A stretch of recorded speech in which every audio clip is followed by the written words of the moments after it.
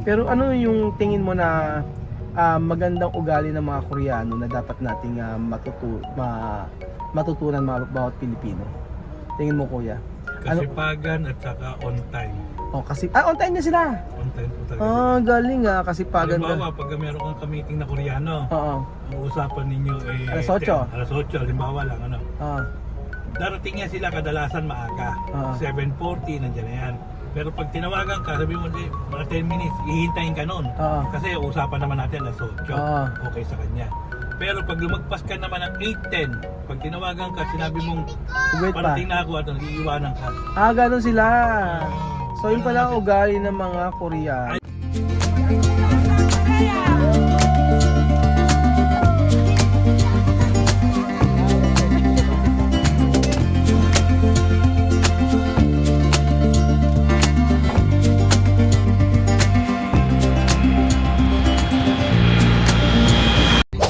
So ayan pa mga amigo, 1 oras at kalahati ang biyahe pero sobrang traffic po.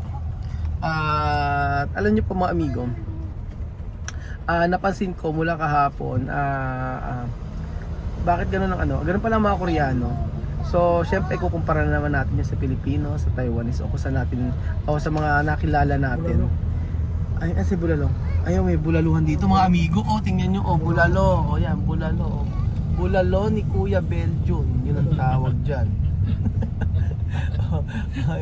Bulalo ni Kuya Belgium, yun ang tawag. Bulaluhan. So, parang sopas. Ayun po.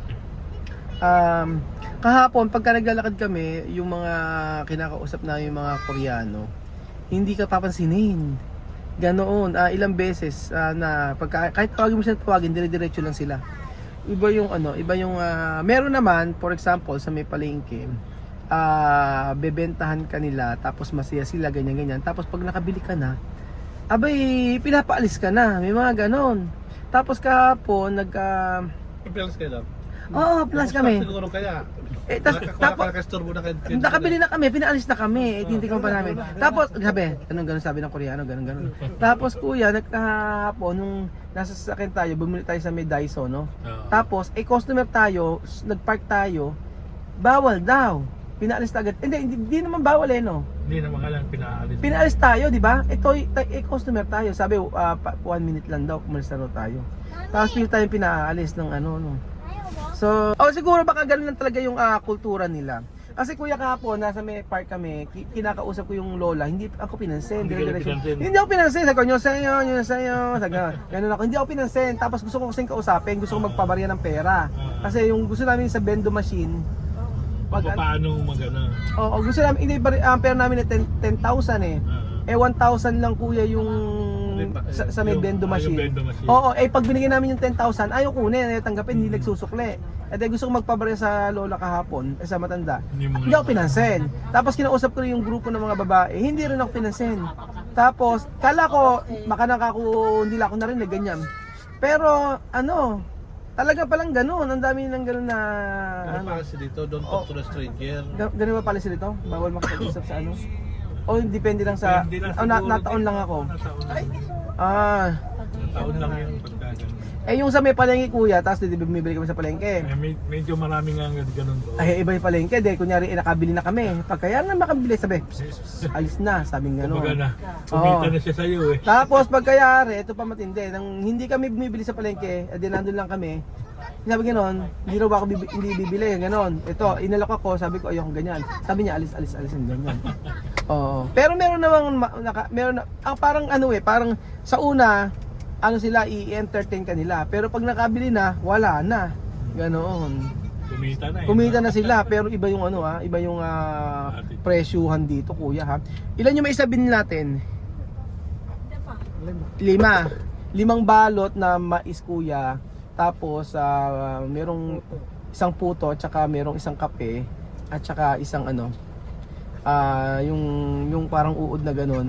Tapos ang halaga ay 43 ba? 44,000. 44,000 yata kuya, 43,000 won. 43,000 won, magkano yan kuya sa peso? Mga 1.7. 1.7 na agad yun, mais lang. 'Di ba? Iba ang cost of living din talaga dito sa may Korea. Pero ano yung napapansin mo kuya sa mga ano, yung mga Koreano na ugali nila na iba sa atin? Pero sabi nila bawal daw. Friendly. Hindi sila friendly, no?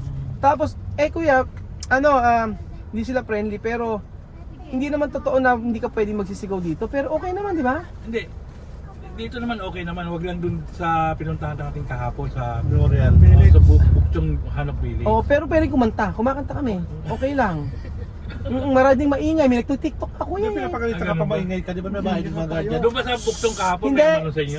sa may village talagang magagalit sa'yo. Oo, Pero doon sa may... Pagka sa kalsada na okay na. Okay na. Okay na. Pero doon sa may ano, sa may nagsuot tayo ng ano, yung Yung hambong. Ay, oo, walang problema, walang no? problema doon, Wala. nagtitiktok pa kami, kumakanta kami. Walang problema. Yun, oo. Kahit naman sa Palas wala namang problema. Wala problema, okay, Yun wala. lang naman, yun lang yung village. Yung village talaga bawal tsaka may Kasi nagbabawal kung- talaga. Oo. Oo. Kasi nga may mga nakatira doon mga residente. Tapos parang ano, parang kasi kahapon, di ba may yung napansin ko lang kasi sa ano, mga Koreano, pero yung mga kabataan, yun ang okay. Oo. Kasi yung kabataan nagpatulong kami, sabi namin sa vending machine Ay, mga ng kabataan, popcorn. Yung mga Natutuwa pa kabataan sila. Kasi marunong na sila mag-English eh. Oh yes, marunong sila Oo. mag-English, marunong mag-English yung mga kabataan. Hindi kagaya ng mga old person Oo. talaga, medyo Parang ano sila, open na sila. Nahihiya siguro sila makipag-ano rin. Pero parang yung mga bata parang open na. Alam ng foreigner tayo eh, kung Oo. alam niyang mahirapan makipag-ano. Kasi kahapon nagpatulong kami sa may bata naman, tinulungan naman kami. Kasi syempre sila nakakabasa ng Korean. Oh yun. So ganun din pala hindi kagaya sa Pilipinas, di ba pag tayo friendly talaga tayo. Oo. Pero kuya, yung nang nagpunta kami ng Taiwan, ano din naman, friendly talaga din sila talaga. Doon. Oo, hindi ka nang tataboyin, hindi ka nila anuhin. Parang dito parang may kasamaan ng ugali, di ba? Discrimination. Discrimination. At saka may discrimination aquí, no? Nosotros ayer, nosotros cliente, después ha dicho, vete. Pero nosotros compramos. Aha, oo. Pinalis kami kahapon kasi, ayun na meron kami binibili sa may Daiso. So, ganun pala sa Korea. Hindi talaga iba-iba talaga ang bawat kultura, ugali ng bawat tao. Pero nakakatuwa kasi yung mga bata na pag hininga namin ng tulong, kinausap kami English o yun, kahit marunong kasi sila mag-English. Kahit naman yung iba, pero doon sa park na pinuntahan namin kahapon, nag-i-smile naman sila eh. Nag-i-smile naman sila, pero parang takot sila makipag-usap kuya. Ha, bakit? Nahihiya, parang gano'n. Ay, Kumbaga di sila sanay. Lalo na kapag foreigner eh. Yan, parang na ano sila makipag-usap. Nahihiya sila makipag-usap, ano. Yun pala, yun din napansin ko. Parang hindi rin kasi marunong mag-English. Kumbaga. Oo. Ba't hindi na ano dito? Hindi Nung unang panahon kasi talagang bihira sa kanila ang may English subject sa school nila. So ayan po mga amigo, andito pa rin tayo sa kalsada at medyo traffic. Hindi pala medyo, talagang traffic, tingnan nyo po. Ay, yung pumunta na medyo malayo. Dapat ngayon, pero ngayon may English subject na sila. Ngayon meron na. Okay. Kaya yung mga teenager ngayon, medyo nakakapag-conversation na. Pero dito kuya, mga liberated no? Oo. Liberated yung mga kabataan. Tapos dito yung mga dito allowed yung ano yung mga allowed dito, yung mga hindi pinagbabawal. Dito walang problema sa pag-NDB yung mga ganon. O hindi naman. Pwede naman kasi liberated na sila Tapos dito wala rin pakialamanan kunya sa mga bahay. Kunya kapitbahay kita. Oo. Parang wala akong pakialam sa iyo. Pag nag-meet lang tayo sa pinto, parang kamusta lang, good morning, gano'n lang. Good morning lang. Ganun wala yung, kamusta ba maghapon? Paano dito kuya? Wala kayong yung party mga Pilipino? Mga Pilipino meron. Meron. Okay. Kumbaga yung tradition natin nadadala rin dito. Pag may birthday, kainan, ganun. ano yung, ikaw kuya, ano yung na-culture shock ka nung unang punta mo dito? Yung talagang ay ganyan pala dito, ganun. Yung Yun nga, hindi ka masyado papansinin ng mga Koreano. Yun. Tapos, tutulungan ka o hindi naman? Mahal siguro dahil nga siguro hindi nila maintindihan yung tinatanong natin. Kumbaga, hindi nila maintindihan. Kaya hindi tayo pinapansin. Kaya siguro dapat mag-adjust ka sa language, ano? Okay. Pero sa pagkain, para sa akin, okay naman din. Kaya lang pag parang kung araw-araw mo kakainin siya, parang hindi para sa atin. Sa una, Kasi no, spicy. hindi naman ko yung iba nga may matamis-tamis na lang, may manamis-namis eh. Tapos yun yung talaga napasin ko, iba ang gastusan rito sa Korea. Promise. Matindi. Magastos. Oo, mahal ang paninda rito. Bumili ka nga lang ng tubig. Magkano isang tubig dito? Isang bottle? For example, 1,000. 1,000. Magkano sa peso? 40. 40 pesos. O 40 pesos po isang tubig dito. Eh samantalang sa Ating 15 lang ba? 10? 15, 10. Oh, yan. 15, 10, 40 pesos yung tubig dito, ano? Tapos po, saan ba meron? Mas mahal pa sa ano dito kaysa sa airport no? Tapos yung rice, yung isang kilo ng rice dito magkano kuya? Ang isang 10 kilos na rice dito nasa 30,000 mo eh. Magkano yun? 35. Sabi natin isang kilo siguro 3,000 120 pesos. 120 pesos per kilo. O 120 pesos per kilo. Pero masarap ang rice dito kuya. Masarap, lalo yung binili namin kahapon ko sa may doon. Oo. Tapos masarap din yung sausage nila. Yung hotdog masarap din. Tapos yung ham masarap din. So, yun nga pala binili natin. Oo. Pero hindi ako nakakita ng fresh na mga isda rito. Meron din. Mahal. Meron pero madalang. Madalang. Mismo sa may fishery mismo bibili yun. Fish market talaga. Fish market talaga. Tapos puro frozen nakikita ko. Kaya mga sa mga supermarket frozen na yan. Kaya nga po. Kasi nakita ko pero yung mga gulay nila, prutas talagang sariwa. Ayun. Pero saan nanggagaling yung mga nila, yung mga prutas nila dito rin? Depende. Yung iba dito, yung iba naman in-import din ini-import din nila. Kuya, yung ikaw napansin mo sa mga Koreano bukod sa hindi friendly, ano pang ugali yung napansin na? Mainitin na ulo. May tinulong nila. Pilipinong-Pilipino. Mainitin na ulo. Mainitin na ulo nila. Kaya minsan, kapag kakausap mo, malakas ang boses, pero hindi siya galit kuminsan, hindi naman galit yun. The Pilipino. Taga Nueva Ecija. Parang sa atin sa Nueva Ecija. Mainitin na ulo. Mainitin ang ulo, pero parang nagtakasigaw lagi, pero hindi naman, nagagalit. Okay. Mataas ang boses, Bukod sa cost of living na mahal dito sa Korea, dito naman sabi ni Kuya, safe naman daw maglakad-lakad. Kahit madaling araw maglakad ka, safe na safe ka. Tapos makita niyo po marami dito mga camera. Yun. Tapos ang sabi ni Kuya, sa buong taon daw 1 month lang ang summer. Tapos tama ba kaya?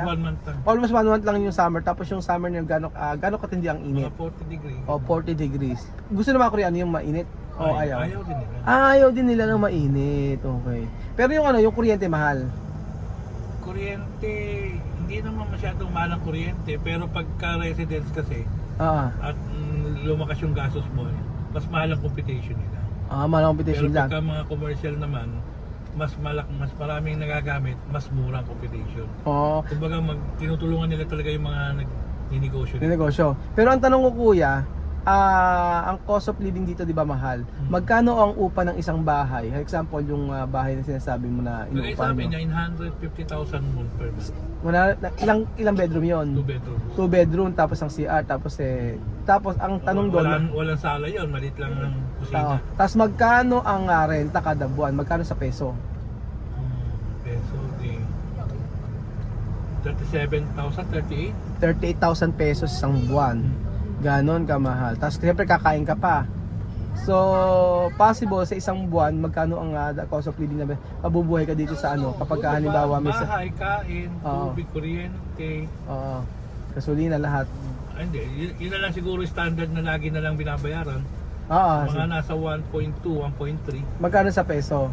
Mga nasa 55,000, 55,000. So dapat pala kung ikaw hindi pa kasama yung mga pagkain na doon. Hindi pa pagkain. So dapat mga possible mga $2,000. Nasa 100. Pagkain sa isang tao, mga 200 lang naman yan. 200 to 300 per month. Pero kung meron $2,000 ka, maluwag-luwag na yun. Medyo okay na yun. Okay, so, diba? $2,000, nasa 100,000 pesos ang cost of living. Medyo okay na yun, kasama ng bahay, lahat-lahat. Pero kasi ang nagpapamahal doon yung bahay. Ang laki ng bahay. So ganito po sa sa Korea. Kasi para magkaroon tayo ng background about dito, kung ano yung experience namin mula ng isang araw, kahapon at saka ngayon dito sa Korea. So siyempre para malaman nyo kung ano yung kultura din nila. At pero ano yung tingin mo na magandang ugali ng mga Koreano na dapat nating matutunan mga bawat Pilipino? Tingin mo, kuya? Kasipagan at saka on time. Kasi on time na sila. On time po talaga. Galing kasipagan ka. Halimbawa, pag meron kang meeting na Koreano, Oo. ang usapan ninyo Alas 8. Alas 8, halimbawa lang, Oo. Darating niya sila kadalasan maaga. 7:40, nandiyan na yan. Pero pag tinawagan ka, sabi mo, mga 10 minutes, ihintayin ka nun. Kasi usapan naman natin alas 8. Okay sa kanya. Pero pag lumagpas ka naman ng 8:10, pag tinawagan ka, sinabi mong Wait pa. parating na ako at iiwanan ka. Ganun sila. So yun Ganun pala ang naman ugali ng mga Koreano. Ayaw nilang nang delete. Kumbaga, yun talaga ang ano nila. Ayaw nila na relate. Kumbaga, pwede kang pagbigyan yan 5 minutes. Talagang, halimbawa, 8:05, okay lang. On Pero time. pagka yung mga 8:20, 8:30 ka na nadating, Hindi na kaya. Alis na. iiwanan ka talaga. Kahit sabihin mo meron siyang time, ayaw nila ng ganun yung sira sa usapan. At saka may kasipagan. Hmm. Yun pala ang ugali ng Koreano na dapat natin yun. Pero may sinungaling naman din. Meron naman. Hindi mawawala. Hindi mawawala ang kasinungalingan. So ayun po mga amigo, 'di ba? Ang dami natin natutunan about sa Korean, sa Korea, mga Koreano. So base yan kay Kuya John na 26 years nang naninirahan dito sa Korea kasama ang kanyang asawa. So yun po mga amigo, bawat bansa may sari-sariling kultura, kaugalian, tradisyon. At bilang tayo ay mga turista, dapat nating igalang kung ano man yung kanilang nakasanayan.